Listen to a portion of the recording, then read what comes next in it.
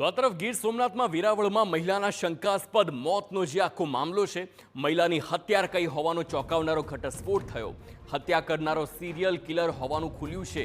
પોલીસે હત્યારા સિરિયલ કિલરની ધરપકડ કરી છે. એનેસ્થેસિયાનો ઓવરડોઝ આપી મહિલાની હત્યા કરી હોવાનો ખુલાસો.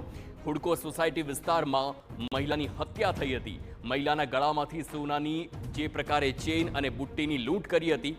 4 મહિના અગાઉ મિત્રની પણ હત્યા કરી હોવાની શંકા છે.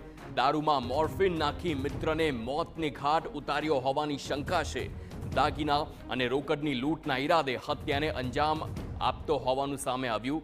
મિત્ર પાસેથી અંદાજે 1 લાખની રોકડની પણ લૂંટ કરી. સંવાદદાતા દિલીપ મોરી ફોનલાઈન પર. દિલીપ, જે પ્રકારે સિરિયલ કિલર તેનું સામે આવ્યું છે, સિરિયલ કિલરે હત્યા કરી હોય, તેમાં શું છે વધુ વિગતો? જી, પોલીસ સૂત્રોમાંથી એવી જાણકારી મળી રહી છે કે વેરાવળના એક ખાનગી હોસ્પિટલમાં જે નર્સનું કામ કરતો હતો આ યુવાન છે, જેની પોલીસે અટકાયત કરી ધરપકડ કરી હોવાનું હાલ સામે આવી રહ્યું છે. જોકે હજુ સુધી એફઆઈઆર નથી થઈ, પરંતુ એ જાણકારી મળી રહી છે કે એક મહિલાનું મોત થયું હતું, જેની એડી દાખલ થઈ હતી. પરંતુ જે મહિલાનું મોત થયું હતું તેનો દરવાજો છે તે અંદરથી લોક નહીં પરંતુ બહારથી લોક હતો. મહિલા એકલી અંદર હતી બેડ ઉપર, અને તેના બેડ ઉપર બ્લડના નિશાન હતા, જેને લઈને પોલીસને શંકા ગઈ હતી.